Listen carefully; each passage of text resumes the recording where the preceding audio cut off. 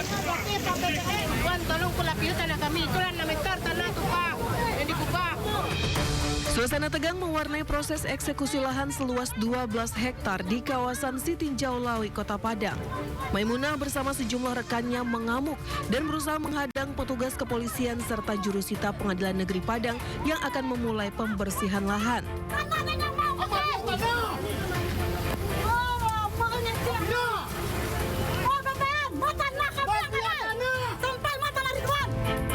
Amok massa ini terjadi karena warga merasa hak atas tanah mereka belum dibayarkan. Padahal lahan ini merupakan titik krusial pembangunan flyover yang menghubungkan Kota Padang dengan Kabupaten Solo. Diketahui proyek ini telah terhambat selama 6 bulan. Pemerintah sebenarnya telah menitipkan dana konsinyasi sebesar 12 miliar rupiah di pengadilan. Namun dana tersebut belum bisa dicairkan karena adanya sengketa antara Maimunah yang mengklaim tanah Pusako Tinggi dengan pihak lain bernama Ridwan. Meski sempat terjadi blokade dan pemagaran oleh warga, petugas akhirnya tetap melakukan eksekusi sesuai surat putusan pengadilan dengan pengawalan ketat aparat. Di sini dasar hukumnya adalah pasal 98 Peraturan Pemerintah nomor 19 tahun 2021 tentang penyelenggaraan pengadaan tanah bagi pembangunan untuk kepentingan umum Undang-Undang nomor 2 tahun 2012 tentang pengadaan tanah bagi pembangunan untuk kepentingan umum. Berarti saat ini uang ganti ruginya Di pengadilan ditahan negeri dulu ya, Padang, Pak? ditahan dulu sementara. Apa nilainya, Pak? Itu lebih kurang 12 miliar. 12 miliar lah lebih kurang ya. Ada perlawanan tadi, Pak? Ada perlawanan sedikit, cuma bisa diatasi. Pengadilan negeri melakukan eksekusi atas dasar sudah dikonsinyasi. Coba saya pun belum paham apakah dasar itu, dasar dari konsinyasi bisa mengeksekusi pihak ketiga. Seharusnya kan upaya hukumnya kalau Bu Maimunah menguasai lahan dia tidak punya dokumen apa kan hukum pidana, penyerobotan tanah. Jadi dipakailah tangan pengadilan untuk mengeksekusi pihak ketiga. Tetapi termohonnya adalah Ridwan. Proyek flyover Sitinjau Lawi sendiri merupakan salah satu proyek prioritas untuk mengurangi angka kecelakaan di jalur ekstrim tersebut.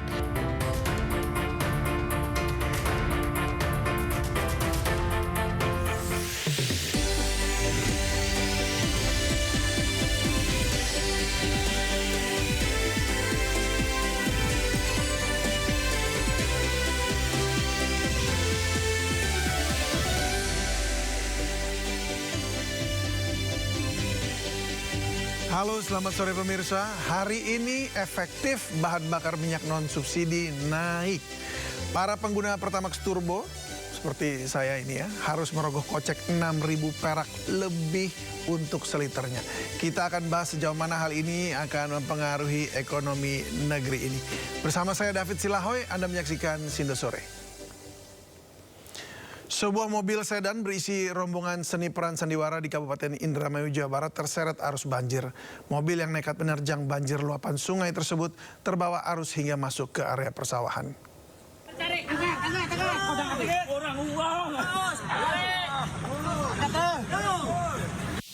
Sebuah mobil sedan merah terbawa arus di Kecamatan Kroya, Kabupaten Indramayu. Warga dengan alat seadanya berupaya mengevakuasi kendaraan yang terbawa arus luapan Sungai Cibancong. Beruntung kendaraan yang ditumpangi rombongan pemain seni peran atau sandiwara tersebut berhasil dievakuasi. Namun sejumlah alat musik penunjang sandiwara rusak terendam air disertai lumpur. Peristiwa berawal saat hujan deras melanda Kecamatan Kroya di saat bersamaan mobil melintas dan nekat menerjang genangan. Arus deras luapan sungai membuat mobil tak kuasa melewati derasnya arus hingga akhirnya terjerembab ke area persawahan. Meski banjir sempat menggenangi, saat ini kondisi jalan di Desa Tanjung Kerta, khususnya di sekitar Sungai Cibancong, sudah berangsur normal dan air telah surut. Dari Indramayu, Jawa Barat, Toy Iskandar, iNews melaporkan. Kecelakaan maut terjadi di jalur Trans Sulawesi Poros Nrekang, Sulawesi Selatan setelah sebuah truk mengalami kerusakan pada roda dan mundur tak terkendali hingga menimpa minibus di belakangnya. 1 penumpang minibus tewas dan 5 lainnya luka-luka dalam peristiwa tersebut. Habis ya. Tidak tahu bila apa ini. Habis. Insiden maut terjadi di jalur Trans Sulawesi Poros Nrekang, Sulawesi Selatan. Sebuah truk mengalami patah pada bagian roda hingga berjalan mundur dan menimpa sebuah minibus yang tepat berada di belakangnya. Kejadian ini mengakibatkan 1 penumpang minibus tewas dan 5 lainnya terluka. Sejumlah pengendara dan warga sekitar berupaya mengevakuasi korban dan langsung dibawa ke rumah sakit terdekat.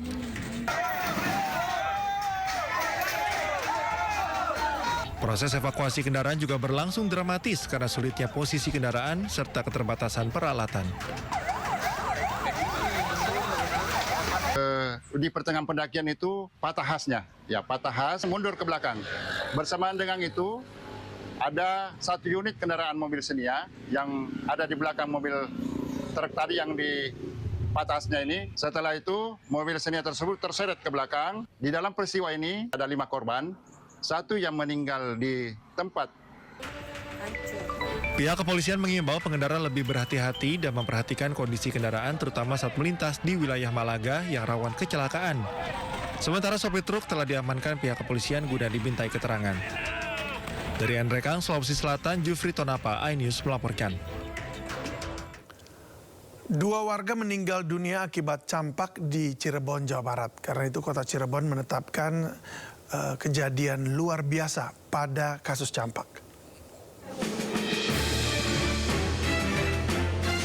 Kasus campak di Kota Cirebon hingga saat ini masih berstatus kejadian luar biasa dengan angka masih cukup tinggi. Kasus campak mulai mengalami peningkatan sejak akhir Desember lalu hingga bulan April. Dinas Kesehatan Kota Cirebon mencatat kasus campak di tahun 2025 mencapai 238 kasus. Sementara di tahun 2026 hingga Februari tercatat 150 kasus.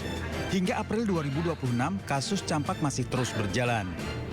Tercatat sebanyak 50 pasien campak yang masuk rawat inap di rumah sakit dengan sebagian besar merupakan balita. Yang meninggal ada 2, yang 1 dari kabupaten, yang 1 dari Kota Cirebon gitu ya. Tapi memang yang meninggal ini ada kondisi yang berbeda dengan anak sehat yang lainnya. Yang 1 memang gizinya buruk, yang 1 memang ada kelainan jantung bawaan. Pihak pemerintah Kota Cirebon melalui Dinas Kesehatan berupaya untuk menekan angka campak dengan berbagai upaya termasuk sosialisasi kepada masyarakat dan meningkatkan vaksinasi di masyarakat. Dari Cirebon, Jawa Barat, Mahardika, iNews melaporkan. Limbah busa kembali mencemari Kali Kamal Muara Penjaringan, Jakarta Utara. Warga pun resah.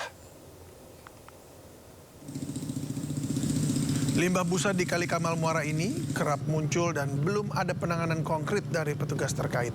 Tebalnya busa membuat petugas badan air kesulitan membersihkan sampah di permukaan kali. Warga kian resah karena busa kerap terbang terbawa angin hingga ke jalan dan pemukiman. Limbah busa diduga berasal dari limbah rumah tangga dan pabrik di sepanjang aliran Kali Kamal Muara. Busa mulai muncul saat rumah pompa menyedot air ke laut.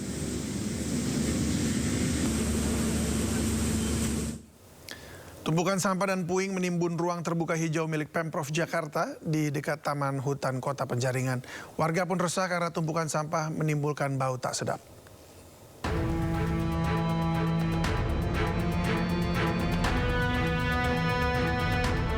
Tumpukan sampah dan puing menghiasi pemandangan di Jalan Kepanduan 2, Penjaringan, Jakarta Utara. Lokasi ini berada dekat Taman Hutan Kota Penjaringan. Lokasi yang dulunya merupakan ruang terbuka hijau dan area resapan air milik Pemprov Jakarta ini kini sangat memprihatinkan.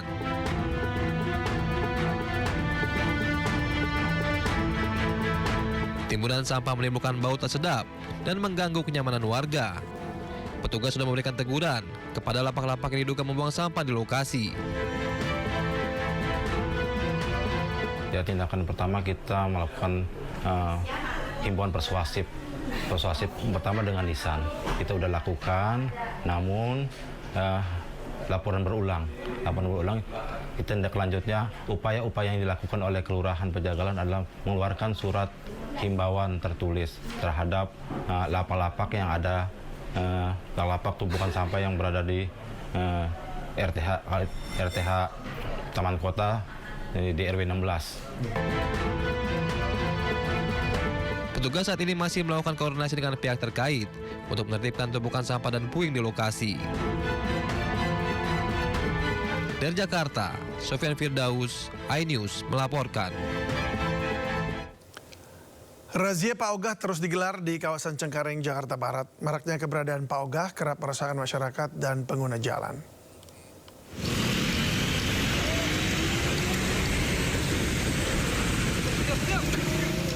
Sejumlah Pak Ogah atau juru atur lalu lintas liar di Cengkareng, Jakarta Barat terjaring operasi penertiban kesejahteraan sosial.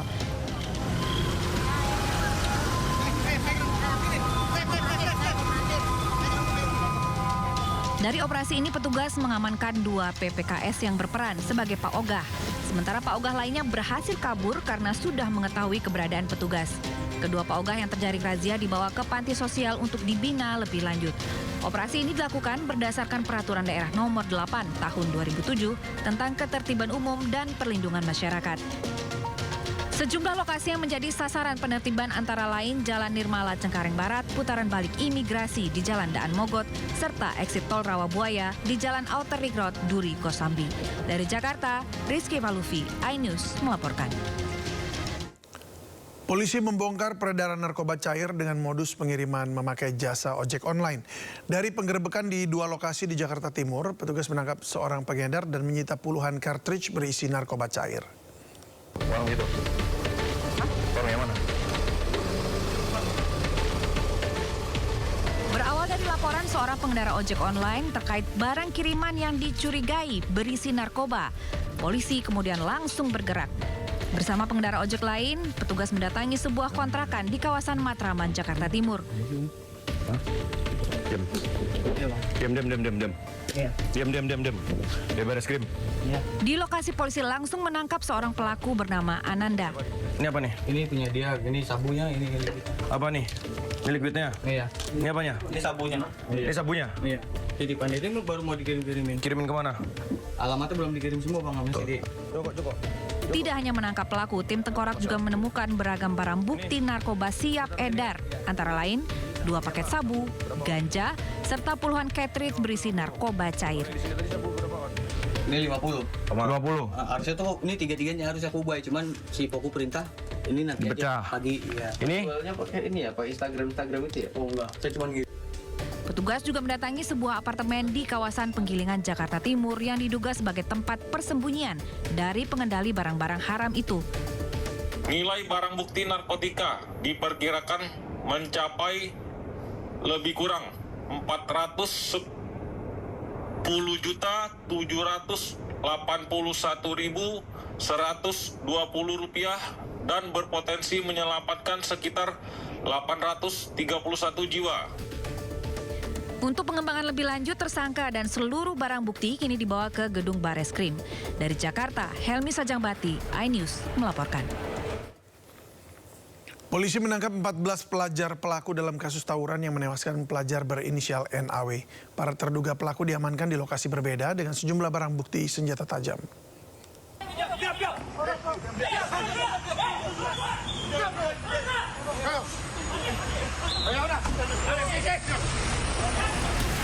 Satu dari 14 pelaku tawuran diringkus tim gabungan Satreskrim Polres Tangerang di Tol Merak saat akan menyeberang ke daerah Lampung menggunakan travel.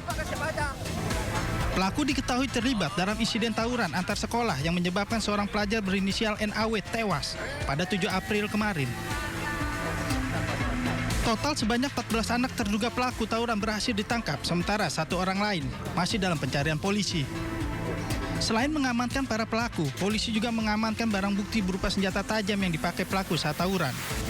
Hingga akhirnya sebanyak 14 orang terduga anak pelaku berhasil diamankan di berbagai lokasi yang berbeda, di mana korban dan kelompoknya merencanakan tawuran setelah mendapatkan ajakan dari kelompok lain melalui media sosial Instagram.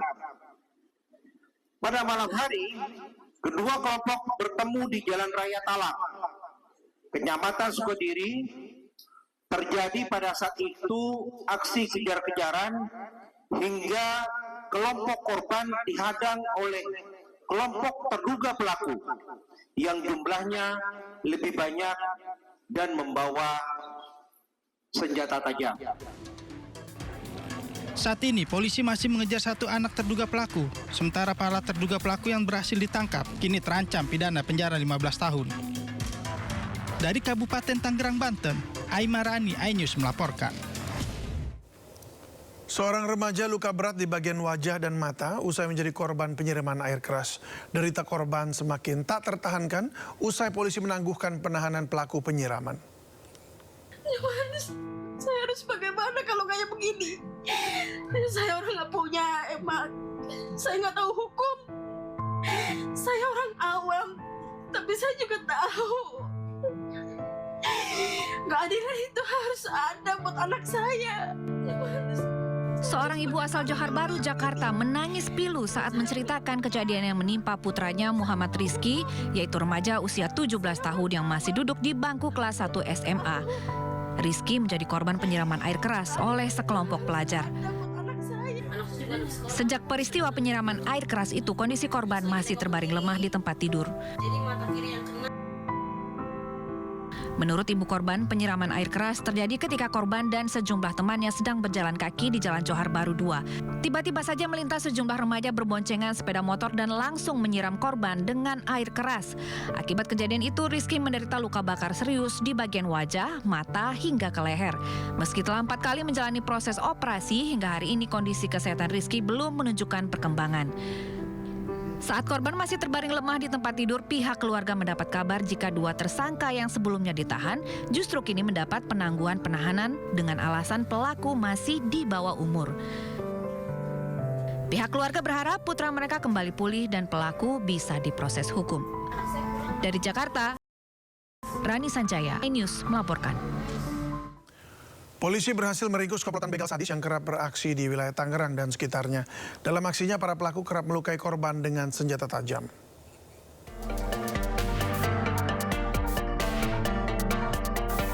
Inilah rekaman CCTV saat aksi pembegalan terjadi di kawasan Jalan Raden Saleh.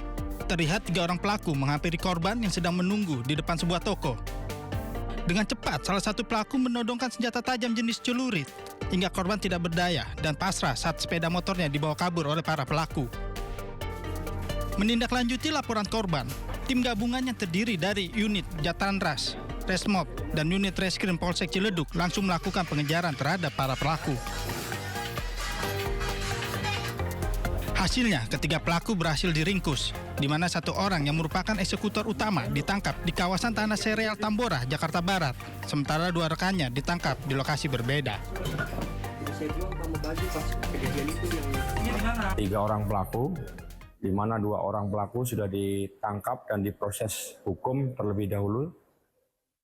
Selanjutnya, untuk tersangka atas nama Bule ini diamankan tadi malam oleh tim gabungan opsional Satreskrim Polres Metro Tangerang Kota. Itu merupakan residivis, sebelumnya sudah pernah dilakukan proses hukum dan ditahan di Cipinang. Kini ketiga pelaku mendekam di sel tahanan Polsek Ciledug untuk mempertanggungjawabkan perbuatannya. Para pelaku pun terancam hukuman di atas 5 tahun penjara. Dari Tangerang, Banten, Sukro iNews melaporkan.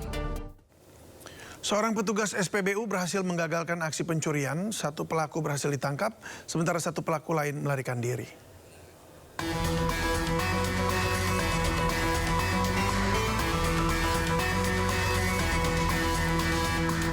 Dalam video kamera pengawas, kedua pelaku mengendarai sepeda motor. Keduanya berputar-putar di SPBU, lalu 1 pelaku turun dan berkeliling di sekitar mobil pickup. Pelaku yang turun sempat mengintip jendela mobil dengan menyalakan lampu handphone. Tak lama kemudian, pelaku tersebut masuk lewat pintu mobil sebelah kiri dan membawa kabur tas berwarna hitam. Petugas SPBU yang sudah curiga lantas mengejar pelaku yang akan kabur. Petugas SPBU yang berusaha menangkap pelaku sempat terseret beberapa meter lantaran memegang pelaku yang membawa tas.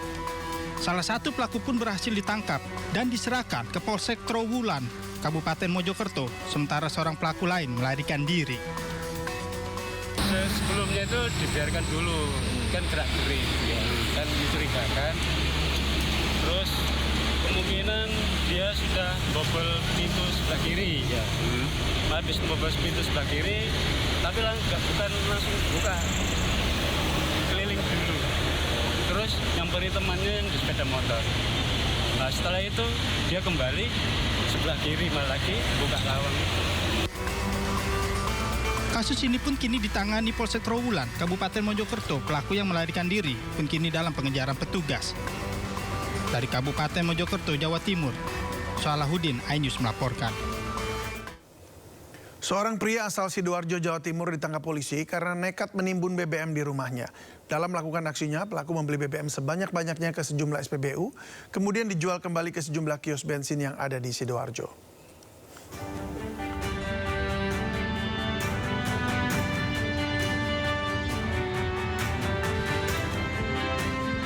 Berbekal laporan masyarakat, unit Tipiter Satreskrim Polresta Sidoarjo menggerebek sebuah rumah yang dijadikan tempat penimbunan BBM bersubsidi jenis Pertalite. Seorang pria berinisial BBS, 64 tahun, warga Magersari, Sidoarjo diamankan berikut barang bukti 39 jaringan BBM jenis Pertalite dan sejumlah motor yang telah dimodifikasi. Diketahui pelaku sengaja menimbun BBM yang didapat dari sejumlah SPBU di Sidoarjo untuk kemudian dijual kembali ke sejumlah kios bensin yang ada di sejumlah daerah di Sidoarjo.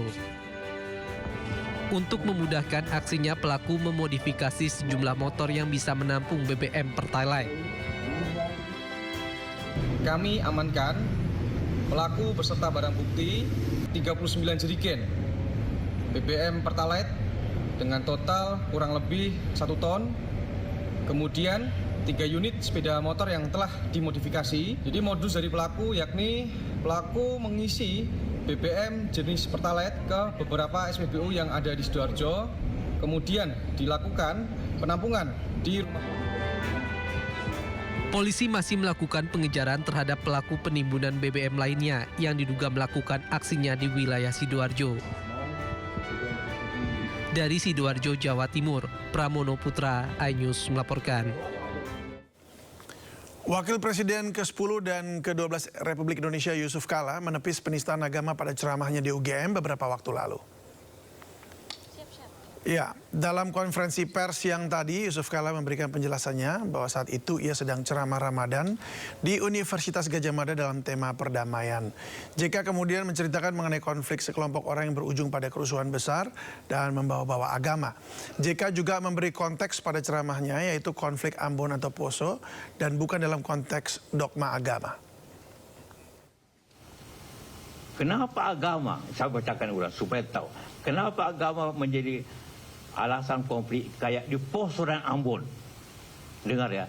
Jadi ini kalau buku ini ayat tentang Ambon. Kan yang lain ada tentang DI, ada tentang Aceh, tentang Permesta. Ini kemudian saya tidak bahas tentang khusus Poso, tidak. Hanya satu ayat yang berbunyi, kenapa agama gampang menjadikan alasan konflik?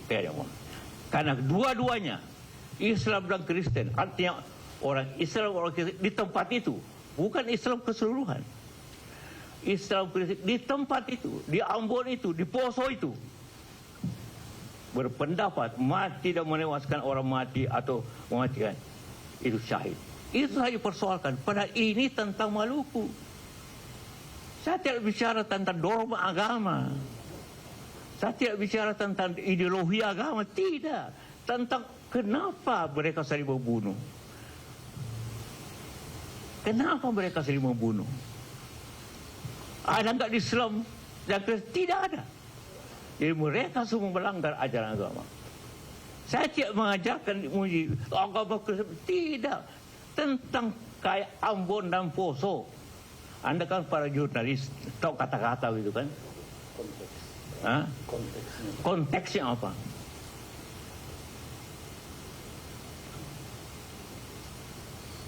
Semua pihak Kristen juga berpikir begitu. Artinya karena saya bicara di kalangan Islam, sehingga zakat semua pihak, ya artinya Islam dan Kristen juga berpikir begitu. Kalau saya bunuh orang Islam, maksudnya saya syahid. Kalau saya bunuh, kalau saya mati pun syahid. Akhirnya salah susah berhenti konfliknya orang yang membawa agama. Dan saya bilang keduanya, karena kedua-duanya Islam Kristen. Kedua-duanya berpendapat. Jadi orang itu yang berperang tadi itu, kedua-duanya berpendapat. Saya tidak katakan Islam seluruhnya, Kristen seluruh tidak. Konteksnya ini cuma dua kalimat saja. Sebelumnya ceramah Wakil Presiden ke-10 dan 12 Yusuf Kala di Masjid Universitas Gadjah Mada menjadi sorotan. Dalam ceramahnya JK sempat menyinggung konflik di Poso dan Ambon dan menyinggung kata mati syahid bagi umat Kristen. Ceramah Yusuf Kala di Masjid Universitas Gadjah Mada pada Maret lalu mendapat sorotan. GAMKI dan lembaga Kristen lain menyoroti pernyataan Yusuf Kala saat ceramah di Masjid UGM. Yusuf Kala sempat dilaporkan ke polisi dengan dugaan penistaan agama. Kenapa agama gampang jadikan alasan konflik? Kayak di Poso, Ambon. Karena kedua-duanya Islam dan Kristen berpendapat mati atau menewaskan orang, mati atau mematikan, itu syahid. Semua pihak, Kristen juga berpikir begitu. Kalau saya bunuh orang Islam, saya syahid. Kalau saya mati pun, saya syahid. Akhirnya kita ke informasi lainnya pemirsa, setelah Bupati Tulungagung Gatot Sunu Wibowo ditetapkan sebagai tersangka, KPK terus melakukan penggeledahan. Kali ini tim KPK geledah sejumlah kantor di Pemkab Tulungagung, Jawa Timur.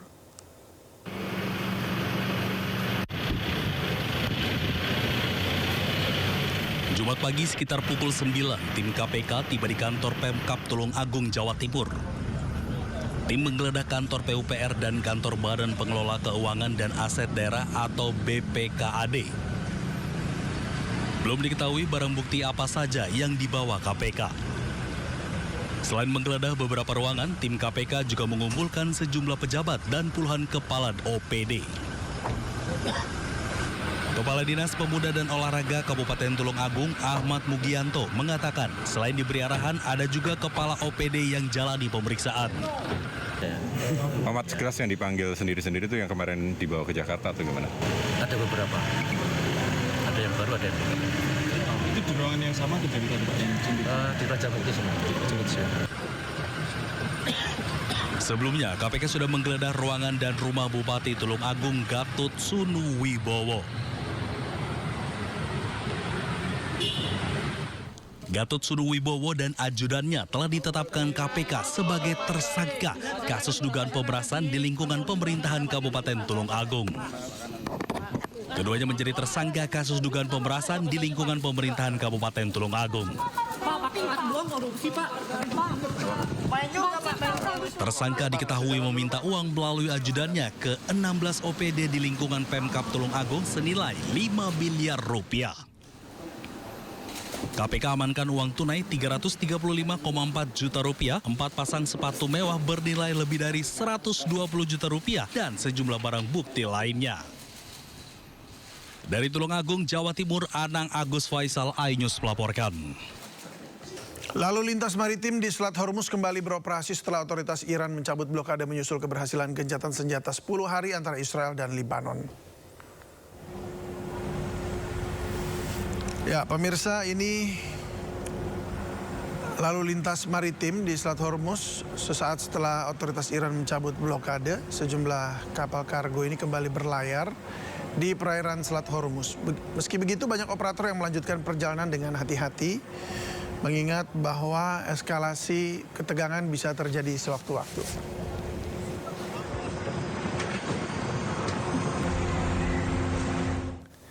Ya, Iran akhirnya membuka penuh Selat Hormuz untuk lalu lintas kapal komersial. Dan langkah Iran langsung mengguncang pasar energi global dan memicu penurunan tajam harga minyak.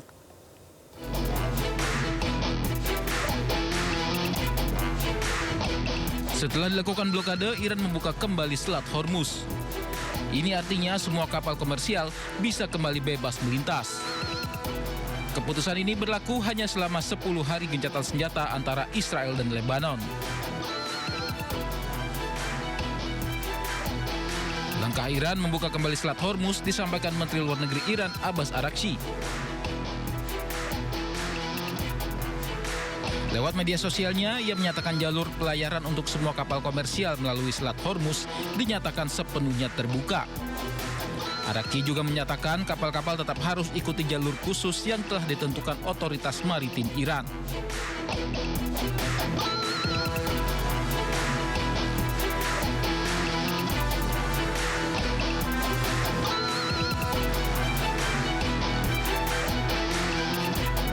Amerika Serikat merespons baik langkah Iran. Namun lewat media sosialnya, Presiden Amerika Serikat Donald Trump menyebut blokade militer Amerika di Selat Hormuz tetap berlaku. Blokade tetap bertahan sampai kesepakatan Amerika Serikat dan Iran final. Ketegangan di Selat Hormuz meningkat setelah Iran menutup selat tersebut sebagai respons konflik dengan AS dan Israel. AS kemudian juga memblokade kapal-kapal yang melintasi Selat Hormuz menuju dan dari pelabuhan Iran.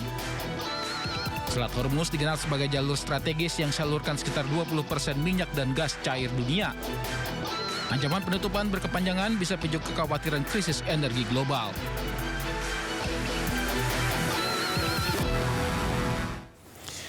Kita ke dalam negeri, Pertamina akhirnya menaikkan sejumlah jenis harga bahan bakar minyak non-subsidi. Keputusan itu mulai berlaku hari ini.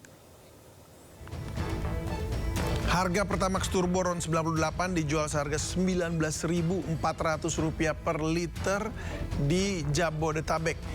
Ini artinya naik Rp6.300 dari sebelumnya. Sangat tinggi ya pemirsa. Begitu juga dengan Pertamax Green. Harga BBM ini naik Rp900 menjadi Rp12.900 per liter.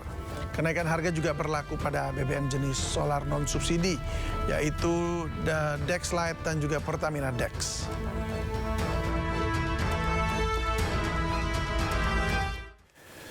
Sesaat setelah Selat Hormuz dibuka oleh Iran dan blokade Amerika juga dibuka, harga minyak mentah dunia langsung turun.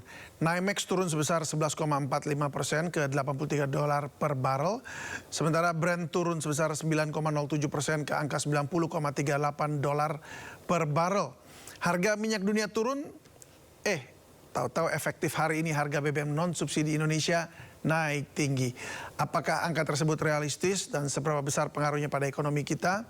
Dan kita akan membahasnya bersama ekonom Yanuar Rizky. Selamat sore Pak Yanuar. Selamat sore Mas David. Sore. Terima kasih waktunya, nih udah di tengah kesibukan Anda ya. Ini Pak Yanuar, ini harga minyak dunia turun ini semudah Trump ngomong, semudah Iran buka tutup begitu ya. Namun seberapa besar sih pengaruh blokade ini pada harga BBM di negara-negara seperti Cina, Amerika dan juga di Indonesia? Baik, sebelum kita membahas ke sana, mungkin ada baiknya kita memahami juga game plan-nya Trump ya. Jadi Trump ini sebetulnya dari mulai ketika dia melemparkan isu tarif ya. Pertama isunya kontroversi yang mengakibatkan pasar keuangan mengalami koreksi tajam. Setelah dalam koreksi tajam itu, ini di tahun lalu ya ketika dia menggunakan isu tarif, dia kemudian mengatakan pause terhadap kebijakan tarif yang kemudian pasar membalikan arah. Jadi kalau kita rewind lagi ke belakang, pada saat itu pun ada beberapa anggota Kongres dan senator dari Partai Demokrat yang oposisi terhadap Trump mengatakan bahwa ini terjadi insider trading karena dilihat bahwa ada posisi ketika posisi sebelum informasi berbalik arah ada transaksi-transaksi besar yang dilakukan ya. Nah ini sebetulnya terjadi lagi di minyak sebelum kejadian hari ini gitu ya. Jadi di minyak ini ketika harganya menyentuh hampir ke 120, Trump juga sebelum kejadian hari ini mengatakan akan ada gencatan senjata yang kemudian juga harga minyak turun ke hampir di bawah 90. Dan ini juga kembali memicu reaksi dari anggota Kongres Partai Demokrat karena ketika isunya negatif yang di harga puncak itu terjadi transaksi short yang melebihi nilai kontrak wajar dan kemudian ini ada aksi profit taking. Nah dari sini kita bisa membaca sebetulnya Trump ini menjalankan banyak isu yang pada ujung-ujungnya sebetulnya money printing di market ya. Jadi artinya sebetulnya kalau kita lihat secara garis besarnya kelihatannya Amerika Serikat kalau kita lihat dari posisi inflasinya Amerika Serikat nggak kuat kalau inflasinya di atas 4,5%. Jadi sebetulnya harga emas ini tidak pernah menyentuh 100 secara secara terus berkelanjutan. Jadi selalu kalau di atas 100 dia turun lagi ke bawah. Nah sekarang dalam posisi hari ini adalah isunya Iran melepaskan Selat Hormuz, tapi Trump tetap menggantung isu bahwa tetap ada blokade Amerika Serikat. Jadi sebetulnya kalau dari kacamata game plan ini sebetulnya isu silih berganti akan terjadi, gitu ya. Jadi artinya apa dampaknya bagi negara-negara di luar konflik ini, di luar Iran, Israel, dan Amerika Serikat? Satu, kalau dilihat dari harga minyaknya, ini ada beberapa kemungkinan, ya. Jadi artinya keseimbangan baru harga minyak mungkin akan di 80 atau 90, yang sekarang ada di 80, atau keseimbangan baru harga minyak akan ada di 90 sampai 100, atau harga minyak kembali ke 70. Nah, kita lihat nih, kalau kembali ke 70 berarti sebetulnya isunya boleh dibilang semi permanen. Jadi antara Amerika Serikat dengan Iran dan Israel mungkin sudah mencapai kata sepakat. Kalau dia ada di 80 sampai 90 mungkin seperti kejadian hari ini, jadi ya damai-damai, tapi kemungkinan juga akan ada isu lagi. Dan kemudian kalau sampai 100 ya berarti memang isunya akan terus berlanjut. Nah dampaknya adalah begini, jadi kalau dilihat dari harga rata-rata minyak menurut hitungan ini, sebetulnya harga minyak kelihatannya nggak akan mungkin lebih dari 100. Karena begitu dia lebih dari 100, yield treasury yield-nya surat berharga pemerintah Amerika Serikat hampir menyentuh ke 4,5, dan setiap hampir menyentuh ke 4,5 dia koreksi lagi ke bawah. Jadi kalau berdasarkan analisa itu sebetulnya Amerika Serikat sendiri tidak kuat untuk inflasinya di atas 4,5%. Jadi gambaran besarnya harga minyak yang dijadikan acuan di bursa komoditas kelihatannya in average tidak akan lebih dari 100. Jadi akan disepakati oleh para pemain ini di sekitar 90 begitu ya? Ya, di sekitar situ. Jadi artinya kalau kita lihat dari yang terjadi, jadi misalnya ya ketika hedge fund mengambil posisi short di 120, dia juga yang ngebalikin ke 100 gitu loh Mas David. Jadi artinya ini memang sebetulnya ya harga yang tidak akan selalu stay di atas 100 gitu. Jadi kalau dilihat dalam rangkaian dari mulai awal Maret sampai sekarang, harga ini akan bergerak di antara 80 sampai 100. Jadi artinya average ya 100. Nah itu isu harga ya. Nah kemudian yang jadi masalah adalah isu tentang pengenaan tarif di Selat Hormuz. Ya jadi Iran kan mengatakan bahwa ya siapapun boleh lewat asal ibaratnya membayar biaya masuk Selat Hormuz gitu ya. Dan kemudian dalam perjanjian ini kan yang di Islamabad gitu ya, Iran mengajak Rusia dan Cina untuk ikut dalam perundingan. Tapi kemudian Trump juga mengatakan ya kalau untuk yang kapal tankernya Cina akan lewat. Nah ini ada beberapa momen juga yang harus kita lihat di samping antara Iran dan Amerika Serikat dan Israel. Juga akan ada pertemuan antara Xi Jinping ya Cina dengan Trump itu di awal Mei. Jadi sebetulnya yang bisa kita lihat sebetulnya di sini kalau misalnya itu ada kesepakatan, karena kan gini, Iran menurut saya sangat tahu bahwa semua negara termasuk Amerika Serikat dia sangat khawatir didemo oleh warganya sendiri gitu. Jadi artinya kalau harga minyak ini inflasinya ketinggian, negara manapun akan didemo. Nah, yang dimainkan oleh Iran adalah bahwa dia memainkan isu ini untuk isu-isu lalu lintas Selat Hormuznya. Jadi sebetulnya isunya yang akan mengemuka ke depan sebetulnya menurut saya kalau kita baca dari analisa dari harga udah bisa kita proyeksi lah kira-kira di 80 sampai 100. Jadi seperti yang dikatakan pemerintah bahwa asumsi pemerintah kan sekarang berubah ya dari 70 ke 100. Ya memang kalau kita lihat teknikalnya setiap di atas 100 dia nggak kuat gitu ya. Amerika Serikat sendiri kayaknya mengkoreksi itu. Tapi di balik isu itu akan ada sangkos ataupun biaya tambahan kalau misalnya Selat Hormuznya tidak permanen gitu. Jadi artinya kalau buka tutup ini nanti Iran tutup lagi asal orang bayar gitu ya. Kemudian kalau udah keluar dari blokade Iran jadi kena blokade Amerika Serikat yang tadi juga dalam potongan Sindo News statement dari Trump, yaitu akan menambah kos di luar kontrak kos beli minyaknya. Jadi artinya katakan saja FOB-nya dapat kontrak Pertamina anggap saja dapat kontrak FOB sesuai dengan harga di New York Mercantile Exchange ya, yang harganya ada di 84 hari ini. Tapi begitu misalnya masuk si tankernya masuk ke Selat Hormuz, mesti bayar misalnya sama Iran. Tambahannya berapa kita nggak tahu.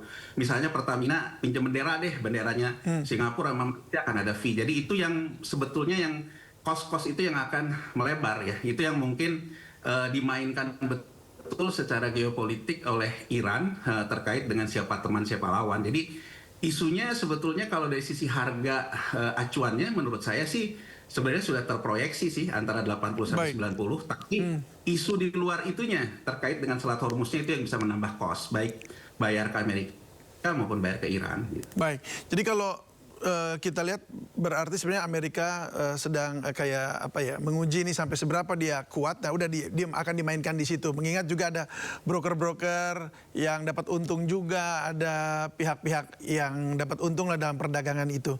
Nah tetapi barusan saja 1,5 jam yang lalu ini dari apa namanya kantor berita AP itu menulis begini bahwa Iran kembali menutup jalur Selat Hormuz ini karena komentar Trump yang berkata bahwa blokade masih berlanjut. Jadi walaupun udah dibuka kemarin, barusan ini hari ini juga ditutup lagi. Dan ini seperti yang Anda bilang tadi, ini kan modelnya buka tutup begini ya. Nah ini akan bagaimana ini nantinya ini jadinya? Nah makanya Mas David dari awal saya tadi mengatakan kita perlu paham game plan-nya Trump gitu.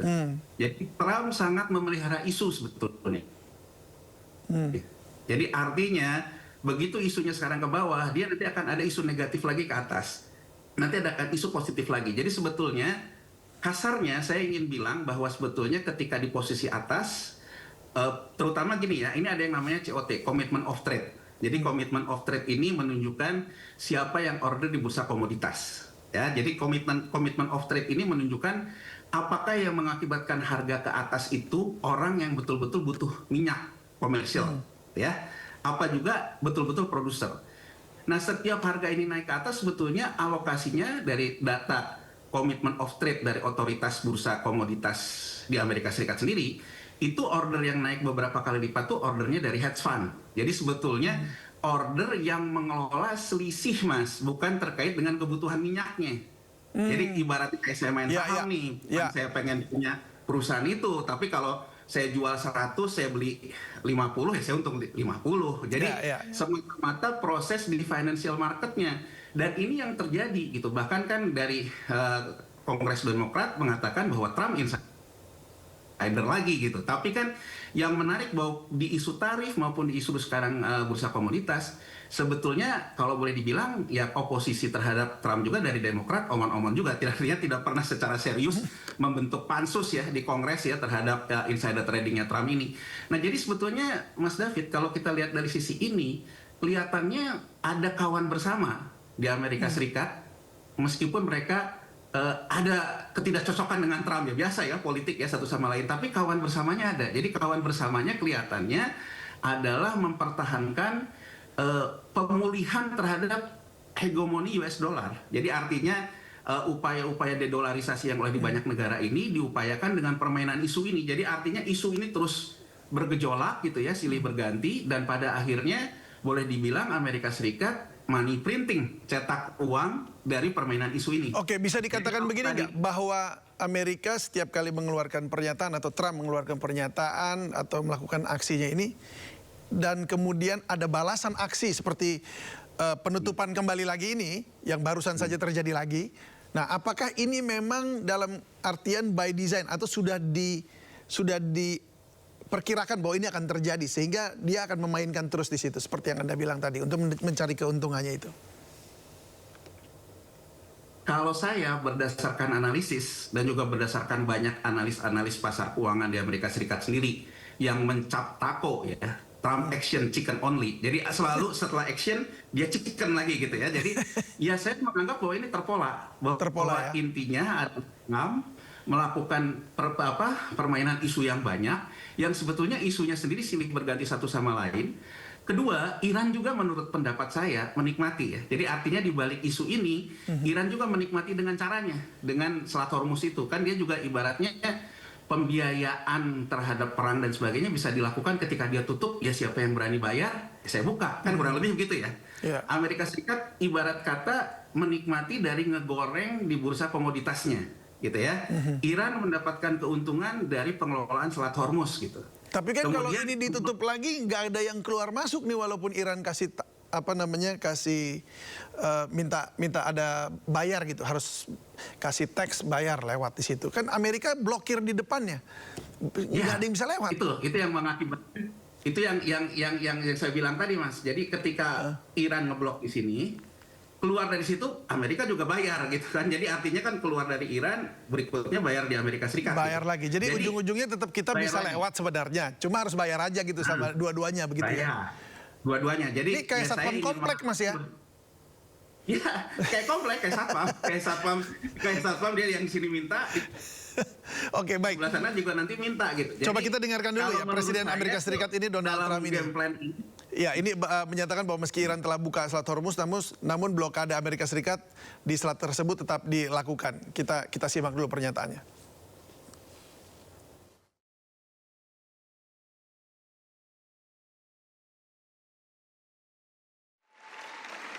This will be a great and brilliant day for the world because Iran has just announced that the Strait of Hormuz is fully open and ready for business and full passage.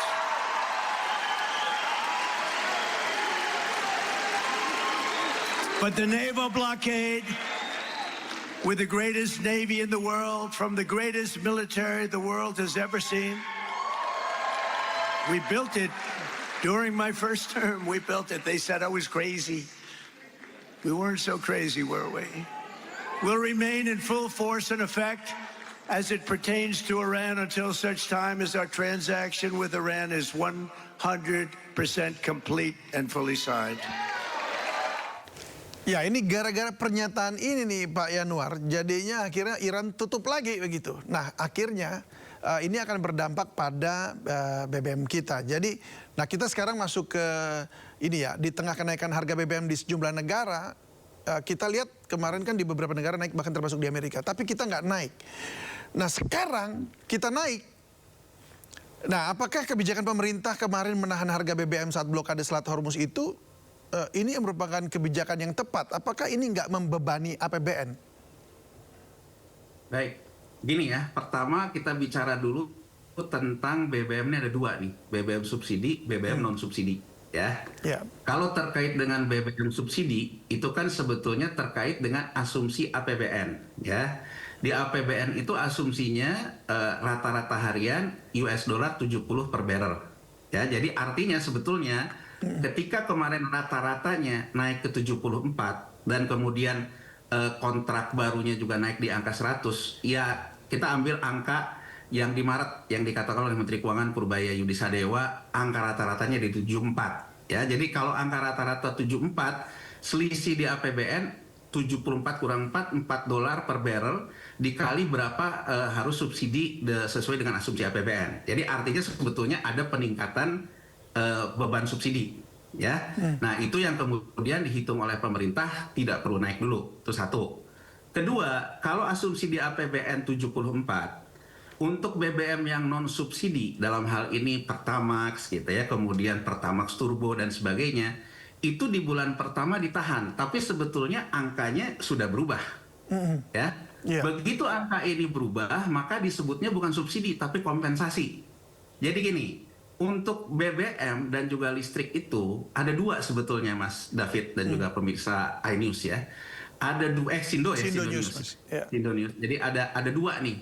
Ada subsidi, ada kompensasi. Kalau kompensasi itu untuk barang-barang yang non subsidi, BBM maupun listrik, tapi tarifnya ditentukan oleh pemerintah. Jadi kalau pemerintah mengatakan Pertamaxnya jangan naik, maka nggak naik. Begitu harga Pertamina untuk harga perolehannya naik, maka Pertamina akan menagihkannya dalam bentuk yang namanya kompensasi. Tapi kompensasi ini ditalangin dulu oleh Pertamina, gitu ya. Jadi artinya Pertamina akan nagih kemudian. Nah, pemerintah kan memilih tidak menaikkan semuanya di bulan pertama terkait dengan kompensasi ini. Tentu ukurannya menurut saya karena takut ada gejolak di kelas menengah, ya. Nah, jadi kalau sekarang pertanyaan Mas David, apakah hari ini naik? Ya memang karena asumsinya sudah naik, Mas. Walaupun sekarang udah turun lagi, tapi kan asumsinya tetap akan lebih dari 74 ya. Karena sekarang pun turun ke 84. Beberapa hari 100. Menurut saya mungkin sekarang average-nya udah sekitar, kalau untuk harga komersil dirata-ratakan ya mungkin udah 80-an lah gitu ya, anggap saja. Nah, untuk hal seperti itu, maka yang non-subsidi harus naik.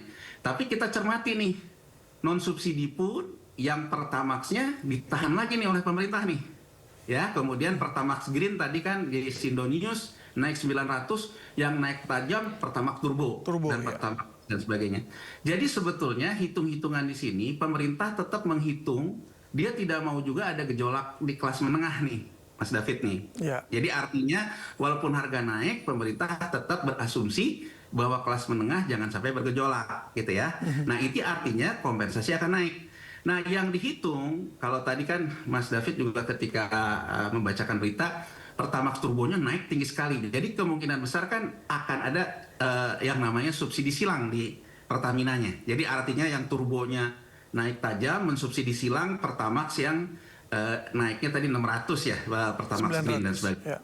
Tapi menurut saya kan yang harus dihitung, orang yang pakai Pertamax Turbo akan kemungkinan besar bermigrasi ke Pertamax yang di bawahnya. Kedua, harga BBM non Pertamina yang non subsidi pasti harganya di atas 12, di atas harganya Pertamaxnya Pertamina. Itu pun dengan harga yang naiknya mungkin di hampir 15.000 16.000 akan pindah ke Pertamina kan gitu. Ya, jadi sebetulnya terjadi konversi dari yang di atasnya ke bawah ataupun dari SPBU ini ke bawah, itu akan menambah yang namanya kompensasi. Gitu ya. Jadi artinya hitung-hitungannya sebetulnya kalau kita ngomong hitung-hitungan kurang lebihnya pemerintah berhitung bahwa kondisi keuangan Pertamina bisa untuk menalangi dulu. Jadi artinya cash yang dipunya oleh Pertamina plus leverage yang bisa Pertamina ambil dalam kredit modal kerja itu bisa menalangi dulu. Apa tujuan akhir pemerintah? Ya pemerintah sebetulnya menjaga stabilitas di kelas menengah. Jadi itu ya. Jadi artinya kan bahwa situasinya kita tahu lah secara politik juga ini kan situasinya bisa menyulut ke kelas menengah. Nah yang nalangin dulu nih Pertamina gitu. Yang nalangin dulu Pertamina, nanti Pertamina akan mencatatkan naiknya pendapatan kompensasi ke dalam piutang, nanti ditagihkan ke pemerintah berikutnya. Nah ini kan yang jadi pertanyaan, seberapa lama kita akan nahan seperti ini? Seberapa lama juga Pertamina akan bertahan? Mengingat bahwa ini dikerjain kita dengan buka tutupnya ini tadi kan? Buka tutup. Terus seberapa lama juga pemerintah akan mencairkan pembayaran kompensasi? Kan jadi artinya nih ada dua buku nih Mas David. Bukunya pemerintah, APBN, bukunya Pertamina gitu. Nah dua buku ini kan saling ketemu nih gitu. Jadi kalau Pertamina sekarang ngijon dulu, nanganin dulu, nanti nagih piutang, ya kembali lagi kalau pemerintah tetap nahan berikutnya kondisinya masih kayak gini, ya seberapa cepat juga pemerintah membayar kompensasinya. Tapi ya skemanya sih kalau menurut saya itu sih. Jadi skemanya pemerintah memang mencegah gejolak di kelas menengah, ya, mencegah juga kenaikan harga yang besar, tapi ya yang harus dihitung kan tetap pada akhirnya seberapa besar kompensasi yang terjadi yang akan ditegakkan Pertamina gitu. Baik, jadi ini memang salah satu cara untuk menjaga supaya tidak ada gejolak ya. Artinya di dalam negeri sendiri kita bisa masih stabil semua harga-harga. Nah, sementara Menteri SDM Bahlil Lahadalia ini mengungkapkan Indonesia kemudian memutuskan untuk membeli minyak mentah dari Rusia nih, Pak Yanuar. Bahlil pun bahkan menjawab bagaimana nasib perjanjian dengan Amerika Serikat ketika Indonesia membeli minyak dari Rusia. Kita simak dulu ini. Bahlil mengatakan Indonesia akan membeli sesuatu dari negara manapun yang menguntungkan karena kita Indonesia ini adalah menganut politik bebas aktif. Berikut pernyataan Bahlil. Yang kemudian adalah apakah dengan kita membeli crude dari Rusia, kemudian bagaimana perjanjian kita dengan negara lain termasuk dengan Amerika. Saya katakan bahwa kebutuhan crude kita setiap tahun itu kurang lebih sekitar 300 juta ton. 300 juta barel. Yang jelas pemerintah Indonesia selalu mengedepankan politik bebas aktif, dan dalam politik bebas aktif itu juga ada ekonomi bebas aktif. Jadi kita boleh belanja di mana saja selama kita komitmen dengan orang-orang atau negara-negara yang telah kita melakukan ajak kerjasama. termasuk Rusia, kemudian Afrika, Nigeria, dan lebih khusus yang kita hargai juga adalah termasuk dengan perjanjian kita dengan Amerika. Oke, saya kembali lagi ke Pak Yanuar. Ini ada rencana beli dengan Rusia. Lalu ada rencana, waktu itu sebelumnya juga ada bilang bahkan akan membeli dari Amerika juga. Nah, apakah kita ini maksudnya akan menerima harga yang lebih mahal lagi dalam artian tuh dengan cost, karena kan juga jaraknya lebih jauh. Jarak kapal harus menempuh perjalanan juga lebih jauh, dan tentu ada peningkatan harga tentunya di situ. Dan seberapa besar kita sanggup untuk mengimpor dari tempat-tempat yang berbeda dari yang sebelumnya gitu. Pertama ya, kalau kita mengasumsikan bahwa beli minyak dari Rusia itu akan dapat diskon, ya ini udah dijawab oleh Rusia sendiri bahwa nggak ada diskon untuk pembelian minyak dari Indonesia nggak ada diskon. Kenapa ada asumsi diskon? Karena sebelum ini Rusia itu kan terkena sanksi dagang karena Ukraina, gitu ya, karena Ukraina. Nah sekarang dengan adanya kejadian Iran ini, ya karena semua orang butuh, ya Rusia pun mengatakan bahwa nggak ada diskon. Jadi kalau kemarin kan orang ngambil minyak dia kan ya karena dia dalam posisi kena sanksi dagang ya dengan Uni Eropa. Tapi Rusia sudah mengatakan tidak ada diskon. Jadi kalau tidak ada diskon, yang dikatakan Mas David tadi, ya biaya fleetnya atau biaya kapalnya tentu akan ada tambahan. Kedua, kalau lewat Selat Hormuz kan kembali lagi ada fee-nya, ada tarif lagi, iya. Ada fee-nya ke Iran, ada fee-nya ke Amerika Serikat kan gitu. Itu kan akan nambah lagi. Kalau nggak mau lewat Selat Hormuz ya muter. Artinya kan ada tambahan biaya di situ, gitu ya. Nah kemudian kalau saya ngelihatnya gini sebetulnya, yang dikatakan oleh Menteri Bahlil tadi, kita itu kan ada perjanjian dagang dengan Amerika Serikat. Ya, ada perjanjian dagang dengan Amerika Serikat itu di non tarifnya kita itu diikat bahwa ketika kita akan melakukan perjanjian dengan negara lain harus mendapatkan persetujuan dari Amerika Serikat. Tapi perjanjian ini belum diratifikasi, Mas David. Jadi belum diratifikasi oleh DPR menjadi undang-undang dan sebagainya. Jadi sebetulnya posisi kita yang masih bisa deal dengan banyak negara. Tapi kan secara geopolitik, kalau kita kadang sen kiri ke kanan sen ke kiri, ini kan juga akan mengakibatkan ya Amerika juga melihat kita gimana, Rusia melihat kita gimana, Jepang melihat kita gimana, Cina melihat kita gimana. Tapi itu kan ranahnya di geopolitik. Tapi kalau yang saya lihat gini, termasuk ketika ke Jepang. Jadi Trump dalam kali ini, Amerika Serikat itu tidak mendapatkan dari sekutunya. Dari sekutunya ini dari Eropa maupun dari Jepang. Mereka tidak mau sama-sama untuk menekan Iran. Karena asumsinya apa? Seperti saya katakan tadi, bahwa semua negara takut terhadap inflasi yang tinggi. Jadi mau Jepang, mau Eropa, dia takut warga negaranya marah. Makanya dia mencoba bersahabat juga dengan Iran agar dia bisa lewat. Jadi kalau saya ngelihatnya, perjalanan Presiden Prabowo ke Jepang, perjalanan Presiden Prabowo ke Rusia, karena Rusia dan Jepang ini dibolehkan lewat oleh Iran, gitu loh Mas. Jadi kurang lebih kan kalau kita pakai bendera Rusia, pakai benderanya Jepang, kita bisa lewat, gitu loh.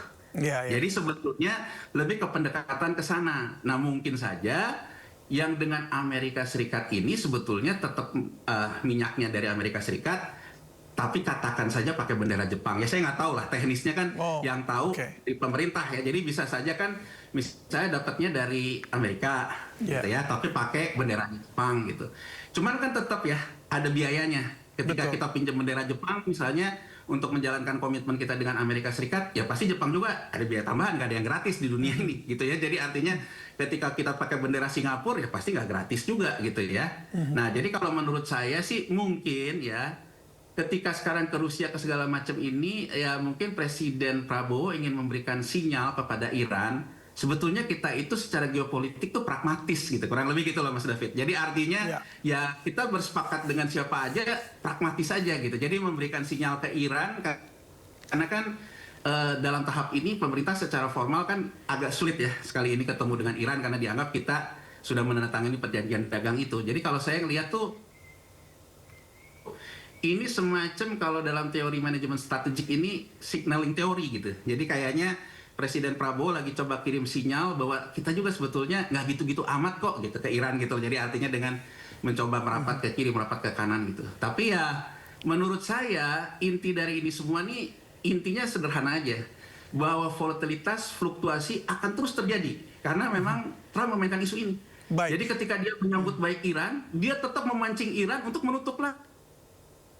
Jadi ini memang menurut saya 80 dipicu lagi ke 100, nanti pakai isu apa turun lagi ke bawah. Jadi memang ya kita menghadapi itu dia Pak Yanuar. Tapi mungkin ini singkat saja ya, karena waktu kita sudah habis. Tapi singkat saja. Lalu bagaimana kita di Indonesia ini, selain memang sekarang aksi Pak Prabowo udah kemana-mana ya, artinya untuk menunjukkan tadi pragmatisme kita. Tapi apa yang harus kita siapkan sebagai masyarakat juga? Karena takutnya outlook ke depan, bukan takutnya tapi outlook ke depan ini kan ada banyak uncertainty, ketidakpastian, sehingga bagaimana kita menyiapkan diri kita untuk supaya bisa bertahan. Singkat saja Pak. Baik, saya banyak yang nanya gini gitu ya, dalam artian gini, kita lihat sekarang rupiah kita melemah terus Mas David. Sudah 17.200 ya? Ya, ketika US dollar indeksnya berfluktuasi ke bawah lagi, rupiah kita tetap melemah. Kenapa? Karena orang membacanya bahwa Pertamina, jadi Pertamina ini dengan laporan keuangan yang sudah terbuka kan 2024 nih Mas David ya. Dalam laporan keuangan 2024 itu sebetulnya debt to equity rasionya Pertamina itu membaik. Jadi artinya struktur hutang itu membaik di Pertamina. Nah sekarang dengan Pertamina naik kompensasi dan nalangin dulu subsidi, market membacanya apa? Pertamina akan masuk lagi ke pasar modal kerja utang US dollar. Makanya rupiah kita melemah terus. Walaupun harga minyak kayak ini, karena ada ekspektasi dari market bahwa Pertamina akan masuk lagi ke pasar surat utang US dollar untuk mengatasi leverage-nya ini. Nah sekarang kembali ke masyarakat. Saya agak sulit untuk mengatakan kalau masyarakat kemudian melakukan natural hedging, lindung nilai secara alamiah. Untuk masyarakat-masyarakat yang masih punya likuiditas,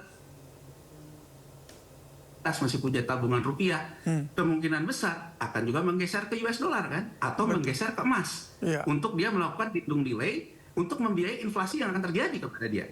Nah ini menurut saya yang sebetulnya juga sudah dibaca BI juga menurunkan bahwa penukaran falas dikurangi dari 100.000 ke 50.000. Nah itu untuk kelas menengah yang masih punya likuiditas. Nah untuk kelas menengah yang tidak punya likuiditas, suka tidak suka, mau tidak mau, ini akan menjadi pertaruhan politik pemerintah.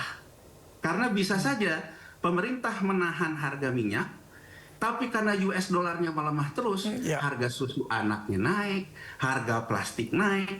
Jadi tetap saja inflasi yang dirasakan oleh kelas menengah tinggi, walaupun harga minyaknya tidak naik. Nah itu pertaruhannya. Untuk kelompok-kelompok yang bisa melakukan natural hedging, mungkin dia akan membiayai inflasinya dari penempatan di safe haven tadi ya, di US dollar maupun di emas. Tapi untuk yang tidak punya, apalagi kemudian ter-PHK dan sebagainya, nah ini yang harus dihitung cermat oleh pemerintah.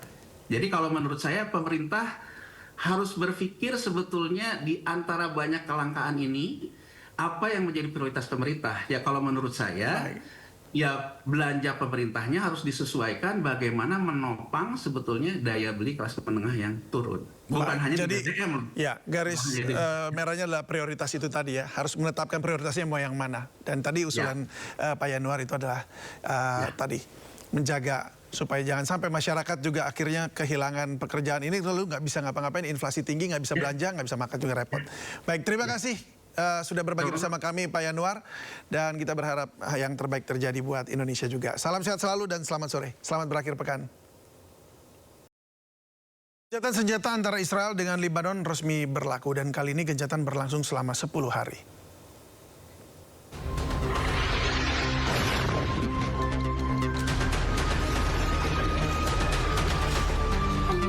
Israel terus membombardir kota-kota di Lebanon. Kali ini serangan menghantam salah satu rumah di Ain Qana'a, Lebanon Selatan. Israel berdalih rumah ini adalah tempat penyimpanan senjata milik Hizbullah. Tak hanya itu, Israel juga mengklaim telah menyerang serentak 70 lokasi dalam 1 menit. Lagi-lagi Israel berdalih lokasi ini adalah milik Hizbullah. Tak lama setelah saling serang, Israel dan Lebanon sepakat untuk gencatan senjata. Kali ini gencatan senjata berlaku selama 10 hari. I think that, well, I think it's going to be, actually it's very exciting because it's 48 years. We're going to be meeting with Bibi Netanyahu, as you know, and the president of Lebanon. And I had a great talk with both of them today. They're going to be having a ceasefire. and that'll include Hezbollah. And I think it could be number 10 for me. Sebelumnya negosiasi damai antara kedua negara sempat digelar pada 15 April lalu. Dalam perundingan yang digelar di Amerika Serikat, belum menghasilkan solusi. Akhirnya pertemuan dilanjutkan di Amerika Serikat dan kedua negara sepakat untuk gencatan senjata. Warga Beirut, Lebanon merayakan gencatan senjata 10 hari. Sebagai perayaan gencatan senjata, tembakan dilepaskan ke udara.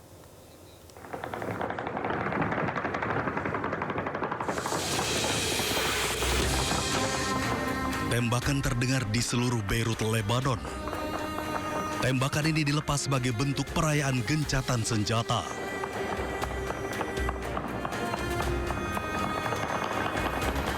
Warga melepaskan tembakan bertubi-tubi ke udara untuk merayakan dimulainya gencatan senjata.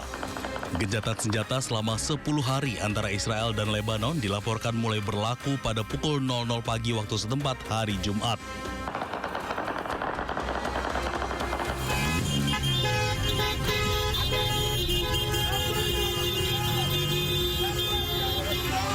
Lebih dari 1 juta warga Lebanon telah mengungsi selama perang berlangsung. Namun usai diberlakukan gencatan senjata 10 hari, warga Lebanon kembali ke rumahnya masing-masing. Tentara Lebanon memberikan imbauan untuk tidak terburu-buru kembali ke daerah masing-masing setelah gencatan senjata.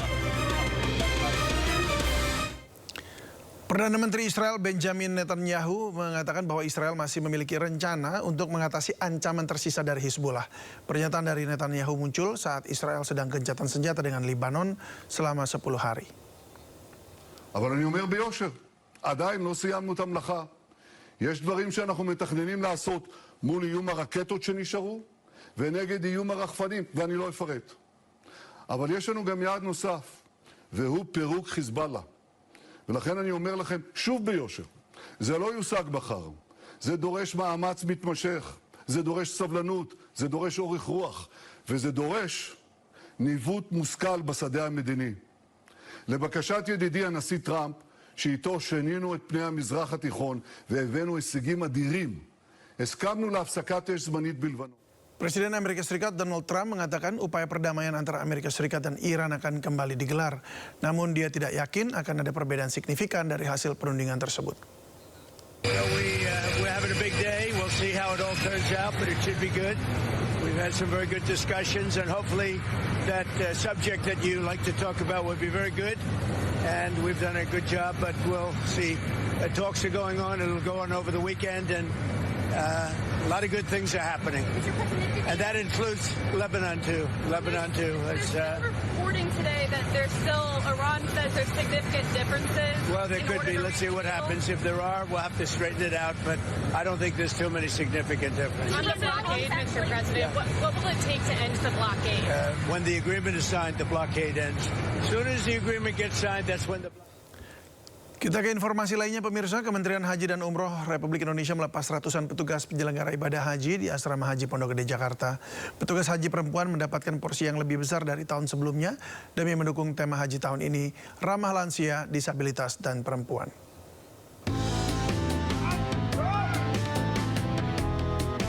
Kementerian Haji dan Umroh Republik Indonesia melepas sebanyak 322 petugas penyelenggara ibadah haji Arab Saudi 2026 di Asrama Haji Pondok Gede, Jakarta Timur.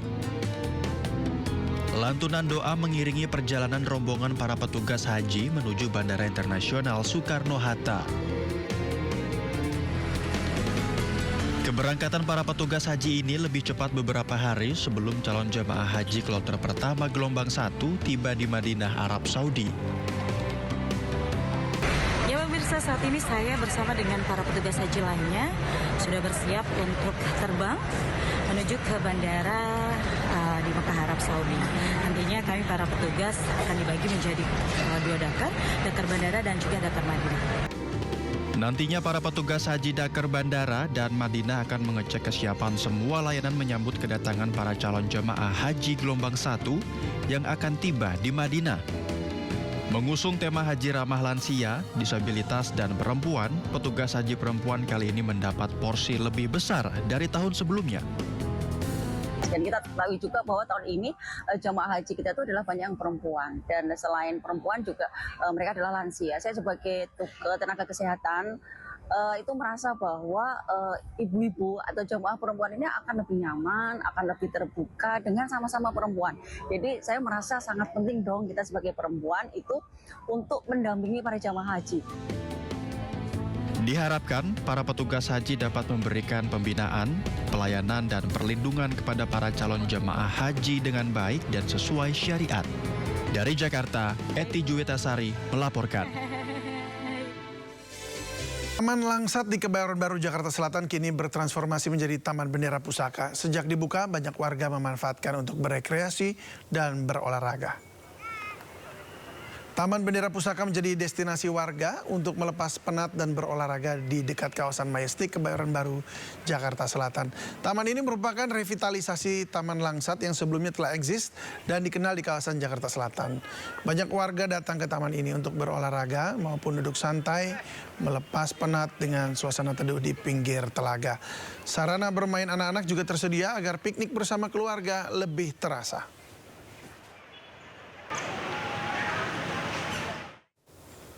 Ya, Taman Mini Indonesia Indah menjadi salah satu destinasi wisata yang bisa dikunjungi pada akhir pekan ini.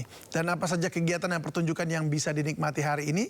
Langsung saja kita tanyakan kepada Dilami Aulia yang saat ini berada di Taman Mini Indonesia Indah. Selamat sore Dilami, apa saja yang bisa dinikmati masyarakat di sana?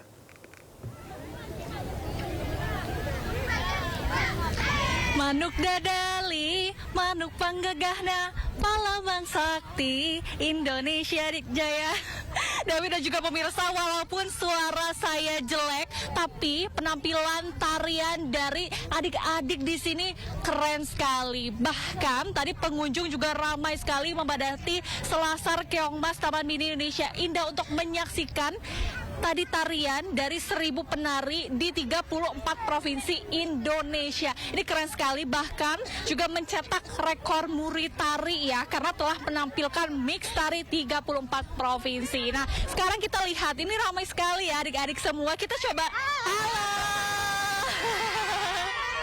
Coba kita ngobrol-ngobrol nih. Hai, dengan Kak siapa nih? Waduh, ramai sekali. Oke, kita ngobrol satu orang nih. Ini dengan Kak siapa? Aku namanya Zalfa. Oke, Kak Zalfa ini sama teman-temannya lagi nari apa nih? Dari mana? Dari Sanggar sama Joko Kendil. Oke, berarti tariannya tadi apa, menampilkan apa? Tari Bangka Belitung, terus Betawi, sama apa ya? Gimana tadi? Capek nggak nih adik-adik semua? Capek. Tapi seru nggak? Seru. Oke, boleh dong ke pemirsa coba nari, agak mundur, coba adik-adik nari ya, boleh ya? Kita coba nih David dan juga pemirsa, adik-adik nih tari tadi Bangka Belitung, dari Bangka Belitung ya. Coba bareng-bareng. Beda ya, ini beda ya. Ada Betawi sama Bangka Belitung. Boleh deh perwakilan aja, perwakilan. Boleh, boleh. Maju, maju. Kita lagi penampilan tari, boleh. 1, 2, 3. Wah. Keren sekali ya. David bisa lihat talenta muda Indonesia tidak hanya cantik saja tapi juga berbakat dan melestarikan budaya Indonesia. Udah, Adet. Terima kasih banyak. Ini tadi tarian apa? Tari Bangka Belitung Gonggulang. Tari Bangka Belitung, ini keren sekali. Adik-adik, terima kasih banyak. Jangan lupa untuk istirahat dan juga pulang ya. Pasti karena capek sekali nih David. Terima kasih adik-adik. Dadah. Seru sekali memang ya tarian ini karena latihannya juga cukup lama, kurang dari 1 bulan begitu ya. Adik-adik ini mempersiapkan tarian, ada Bangka Belitung, kemudian ada tarian Saman, tarian Yambe Lamko dari Papua. Ini beragam sekali, semuanya tari Jaipong juga ada di sini ya. Jadi ini adalah sebagai bentuk komitmen dari Taman Mini Indonesia Indah dalam merayakan hari ulang tahunnya ke-51 tahun. Jadi selain dari 1000 tarian 34 provinsi, ini juga akan ada tari kecak, kemudian dancing Fontaine Tirta Cerita, dan ditutup dengan gunungan tanah yang dimana ini penampilan dari setiap anjungan dari Taman Mini Indonesia Indah. Sementara demikian kembali ke studio David. Wah, keren sekali itu tadi. Luar biasa anak-anak kita ya. Oke, baik. Terima kasih untuk laporannya Dilami. Selamat bertugas kembali. Kita ke informasi lainnya pemirsa, kediaman Presiden ke-7 Republik Indonesia Joko Widodo di kawasan Sumber Banjarsari, Solo ramai dikunjungi sejumlah tokoh. Di antaranya mantan Wakil Gubernur Jawa Barat Deddy Mizwar serta Wakil Bupati Bandung periode 2021-2026 Sahrul Gunawan.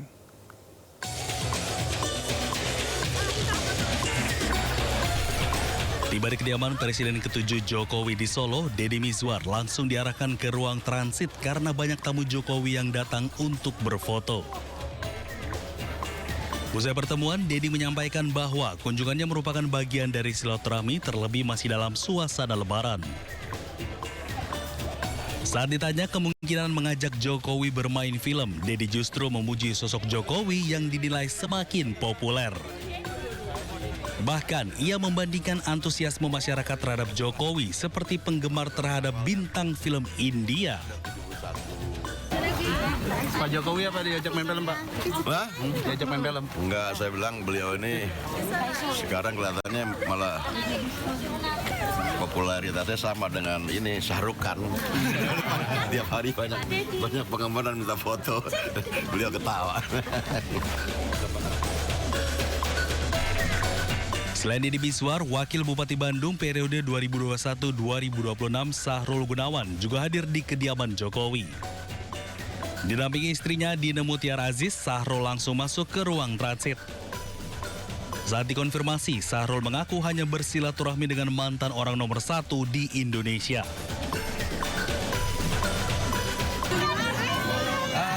Cuma silaturahmi biasa aja kok. Halal bihalal.